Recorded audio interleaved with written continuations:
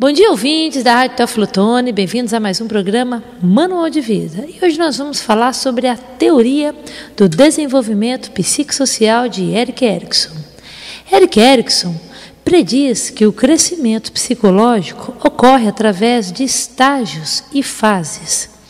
Não ocorre ao acaso e depende da interação da pessoa com o meio que a rodeia.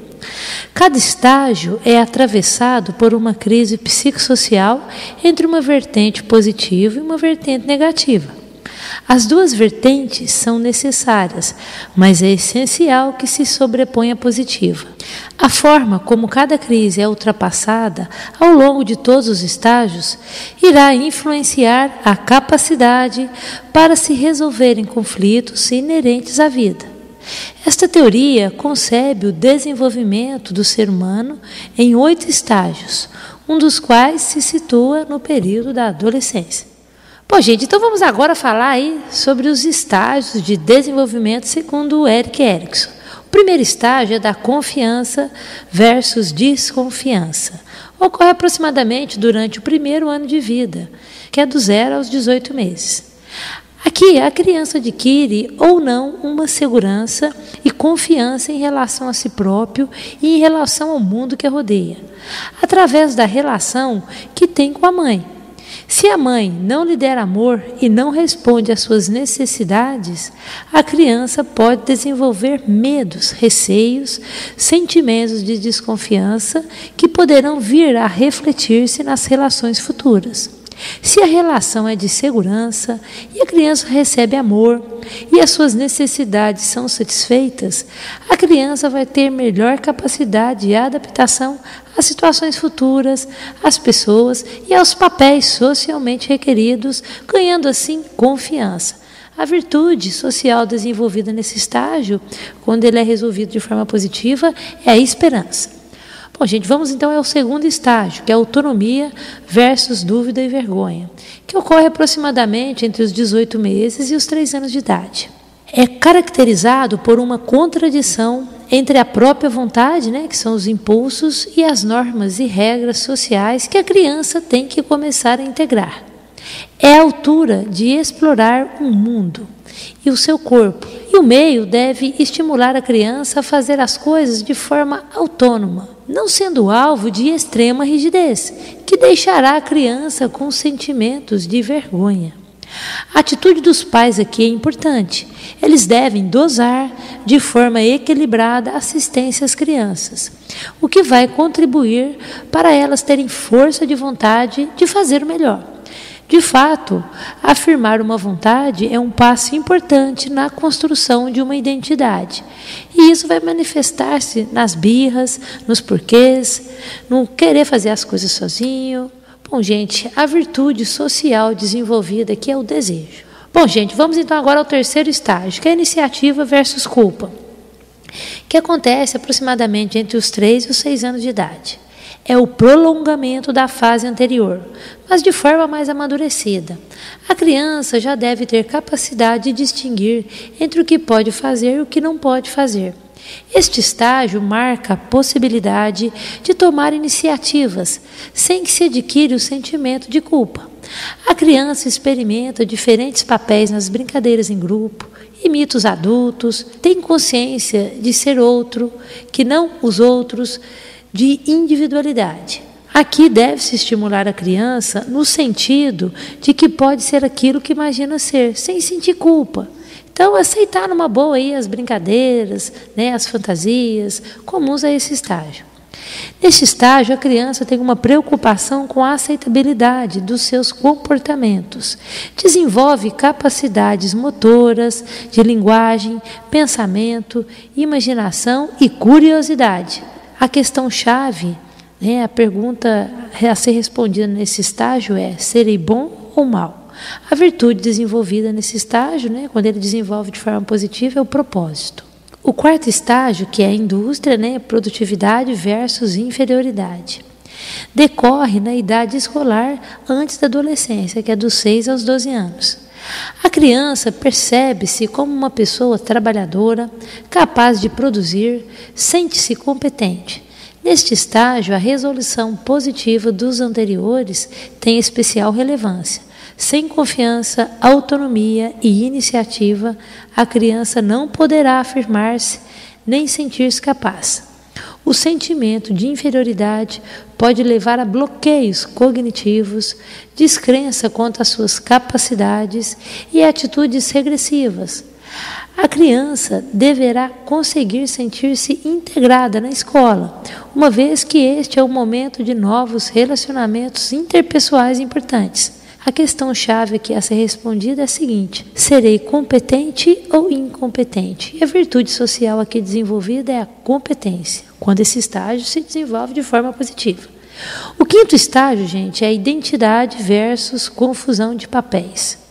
Marca o período da adolescência. É neste estágio que se adquire uma identidade psicossocial. O adolescente precisa de entender o seu papel no mundo e tem consciência de sua singularidade. Há uma recapitulação e redefinição dos elementos de identidade já adquiridos. Esta é a chamada crise da adolescência.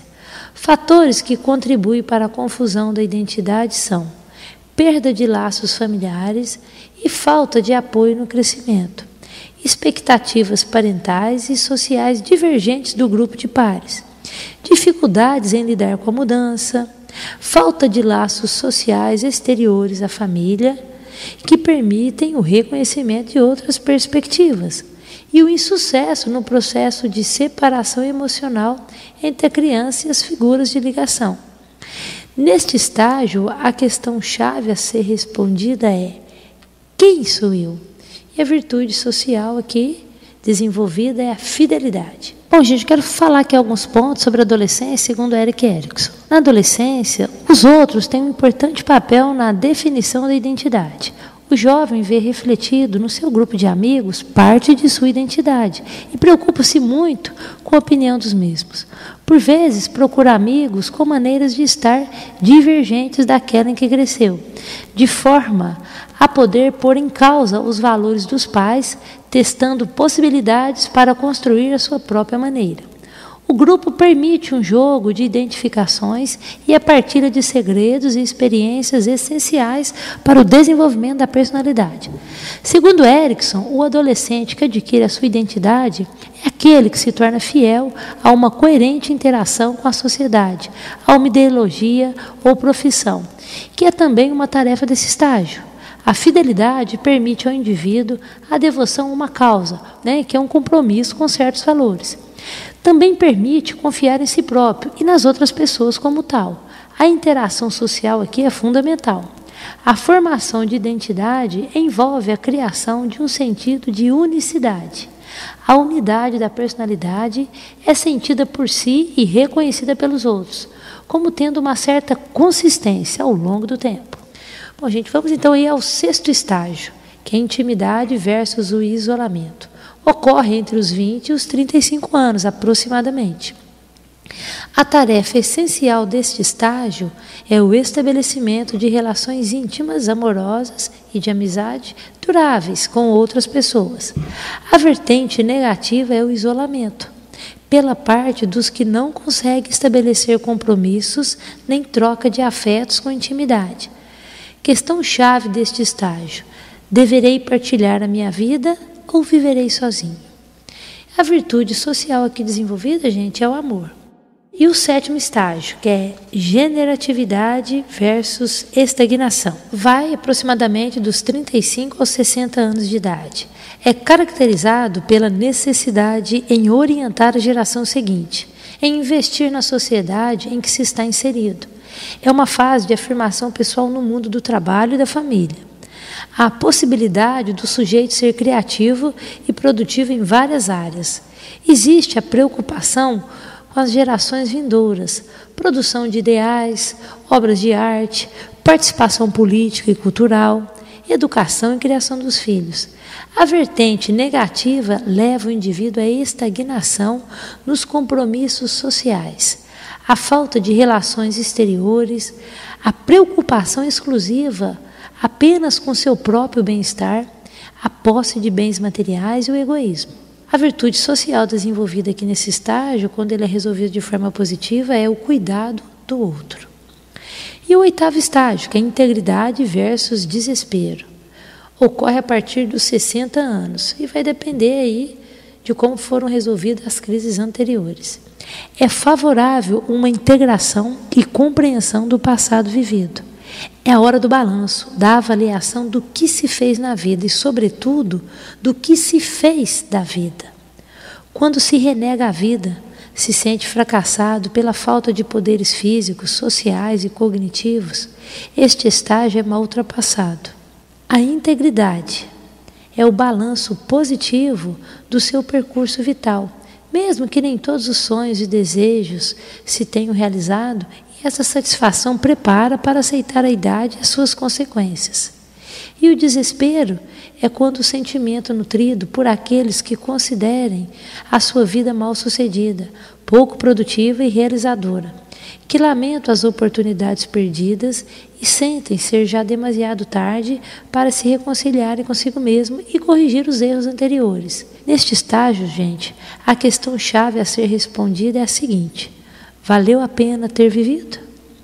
E a virtude social aqui desenvolvida quando esse estágio é resolvido de forma positiva é a sabedoria. Bom, gente, então vamos à nossa lição de vida da semana. A águia e as galinhas. Um camponês criou um filhote de águia junto com suas galinhas, tratando-a da mesma maneira que tratava as galinhas, de modo que ela pensasse que também era uma galinha. Dando a mesma comida jogada no chão, a mesma água num bebedouro rente ao solo e fazendo-a ciscar para complementar a alimentação, como se fosse uma galinha. E a águia passou a se portar como se galinha fosse. Certo dia, passou por sua casa um naturalista, que vendo a águia ciscando no chão, foi falar com o camponês. Isto não é uma galinha, é uma águia. O camponês se trocou. Agora ela não é mais uma águia, agora ela é uma galinha. O naturalista disse: não, uma águia é sempre uma águia. Vamos ver uma coisa. Levou-a para cima da casa do camponês e levou-as nos braços e disse: voa, você é uma águia, assuma sua natureza. Mas a águia não voou e o camponês disse: eu não falei que agora ela era uma galinha? O naturalista disse: amanhã veremos. No dia seguinte, logo de manhã, eles subiram até o alto de uma montanha.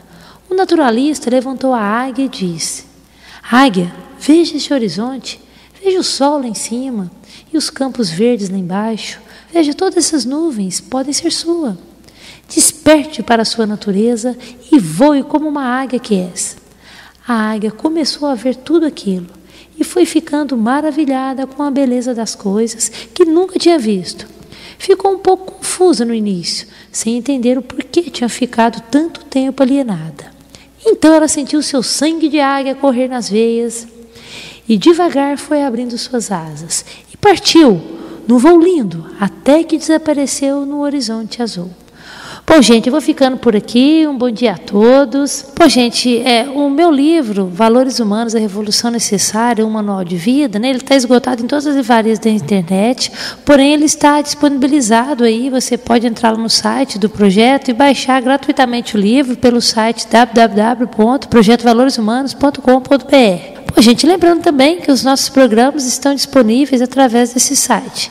Teflotone, capital mundial das pedras preciosas e dos valores humanos. Lapidando pedras e agora lapidando gente. Bom dia a todos. Tchau.